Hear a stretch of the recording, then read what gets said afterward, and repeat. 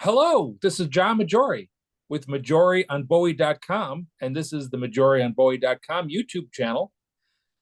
This is an affiliate of the blog, MajoriOnBowie.com.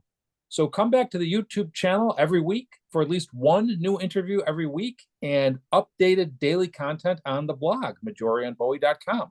Today, I'm really thrilled to have a special guest, Rob Fleming, who, along with James Sedge, is the co-founder of the band KillerStar. Rob is returning to my channel. The first interview that we had about KillerStar's initial album, titled KillerStar, was one of the most popular interviews that I've ever posted. But you'll be glad to know that this is not a follow-up. It's not a rehash. We've got some entirely new things to talk about. That's what I'm so excited about.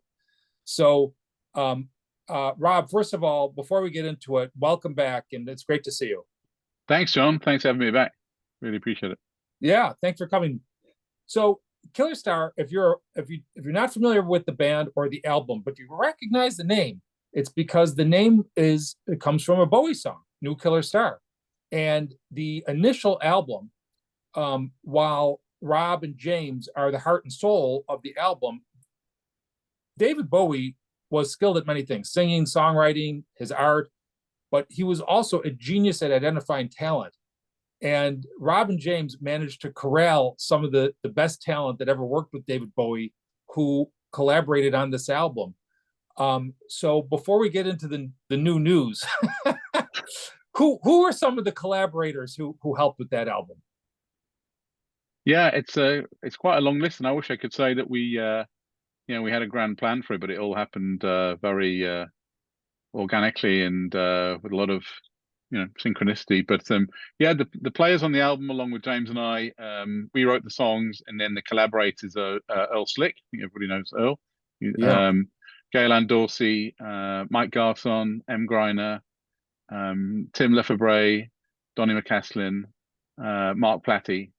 Those are the main collaborators from the kind of Bowie alumni who one thing led to another, and yeah, they're all on the album. It's really an all-star cast, and they're, as I've said to you before, this doesn't sound like a Bowie album, but the commonality, there are some Easter eggs, there's some Bowie Easter eggs in it, but the commonality is just the excellent musicianship. The playing is just fantastic, and you really assembled an all-star band. So thank you. Yeah. So if you're watching this and you can't tell, I'm an American. I'm based in New York State, and I know this is going to come as a shock, but Rob is in England and he's English. You couldn't tell either of those things. But do you have news that's going to be of interest to an American audience or American fans of KillerStar? It's funny you should ask, John. Yes, we do. Yeah, we're coming over to New York in a couple of weeks to play a show at the Cutting Room. So that's Saturday, November the 2nd. So we've, as it turns out, like half the band is coming from the UK and the other half are meeting us there because they're either in New York or living in the US, like Mike Garson's from LA.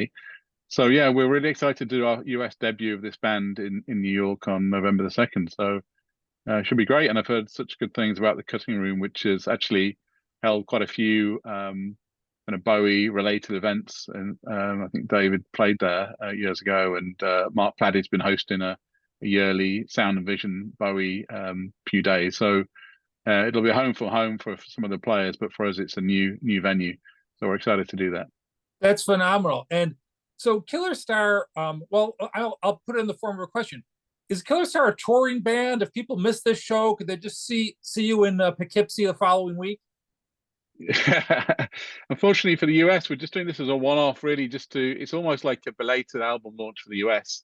As it turns out, we've got a new album that's just come out as well, but it's really just to put a toe in the water and show people what we're about. And so there's only this date for now, and we'll see how it goes. We may be back. We hopefully will be. We got other shows coming up in the UK and in London, if anybody's watching from the UK. And I know you have quite a few listeners over here. So Yes. March 8th, we're playing in London. But yeah, this is the only US date for now. Great. So it's a real special opportunity. And just quickly, who is going to be in the lineup for the New York show? Yeah, it's me and James joined by Mark Platty again. So Mark's playing bass again for us on this show. Mike Garson on piano, of course. We got Dom Beckin, who played with us in London. Dom plays with Nick Mason, Source of Other Secrets. So he's on the synths. And then we got Ulrika Berglund again on backing vocals, joined by Nikki Richards, who's a really superb singer. Greiner played on the album and on the London show. She can't make this trip, unfortunately, but we got an absolutely fantastic stand-in in Nikki. And then we also have Andy Snitzer on the sax. So Andy's going to guest on a few songs with us. I don't know if people know of his playing, but he's an absolutely fantastic sax player. He's played with, well, you name it, Rolling Stones, Paul Simon, lots of solo work in his own right. So it's quite a exciting lineup. And finally, Jerry Leonard, who will be known to a lot of the Bowie fans out there, who played on various David Bowie albums and toured with him for some time. So Jerry's on second guitar. So yeah, super excited to have everybody on the show. Yeah, I'm very excited for it, and thank you for announcing it on my show. So Pleasure.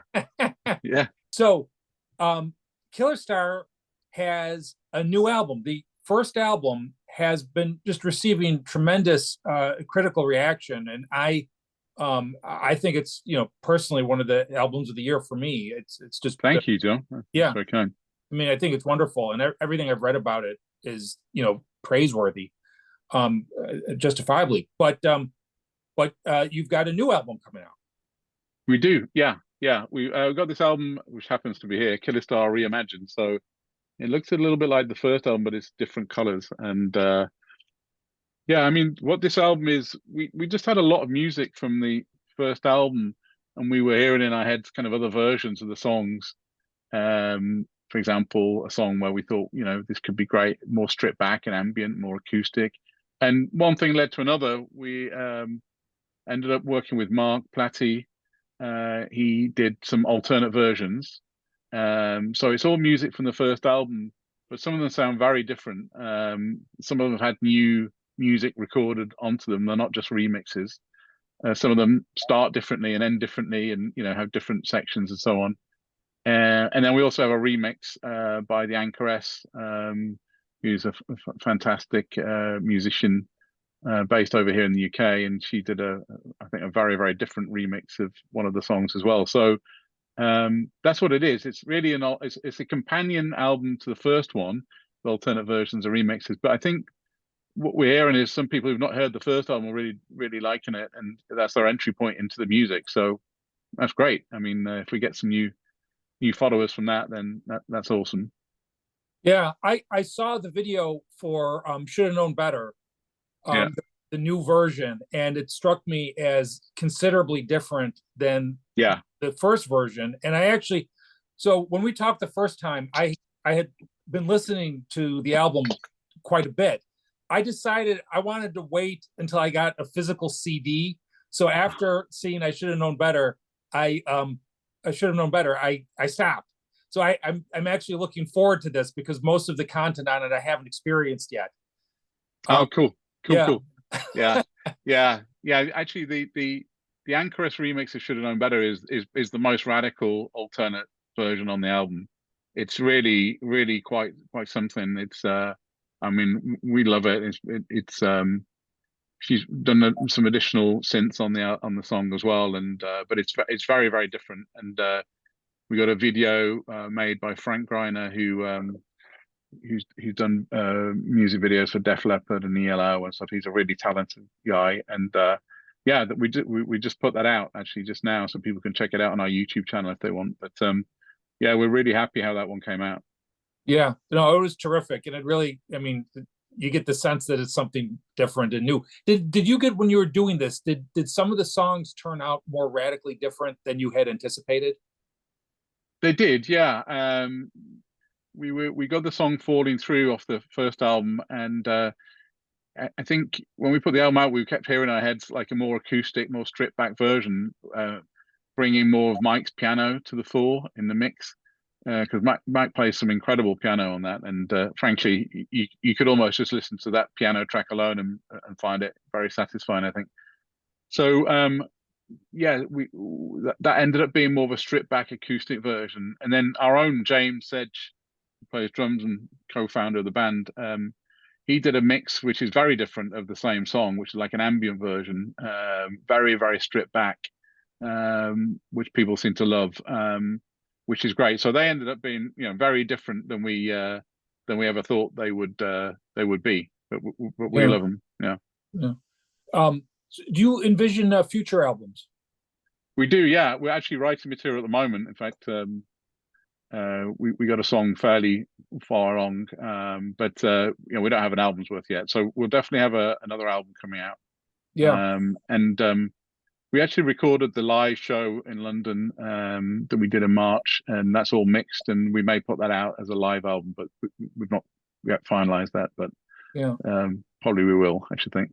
Well, Rob, I don't want to put you on the spot, but when the new album comes out, I'm going to invite you to come back. Yeah, absolutely. I'd love to. Yeah, that's great. So this discussion that we're having right now, I really wanted. First of all, I'm honored that you would come on to speak with me, but I really wanted this to serve as basically an announcement about the new news. And if anyone missed the initial interview, please, it's on the YouTube page, it's on the blog, it's very easy to find. And like I just hinted, I'm going to ask Rob to come back when there's the new album of new material. But if somebody wants to get Killer Star reimagined, I know I mentioned I'm waiting for a CD. I know that there is a limited printing of a vinyl album. But yeah, where can people get either the vinyl album if it hasn't sold out, or the CD once it comes out? Yeah, I mean the vinyl will be distributed imminently, so you'll go on usual places, Rough Trade and Fat Beats and all those kind of record stores. And the same for the CD. And the CD will be a little bit later, but actually the vinyls are available ahead of time now from our record labels online shop. So if you go to vintageleaguemusic.com, you'll find it in there. You can buy the vinyl now, and of course the digital streaming is out there and on all the usual streaming platforms as well. So yeah, well, I'm looking forward to it. So Rob Fleming, thank you. Great news. Yeah, and I'm looking forward to the album. I'm looking forward to the new album, and I'm looking forward to the show in New York. So yeah, it'd be great to see you there, John. And yeah, thanks for having me on. We just love this blog. It's great, and you got a lot of fans over here, I can tell you. So thanks for having us. Thank you. I'll talk to you again soon. Talk to you soon, John. Take care. Bye. Bye.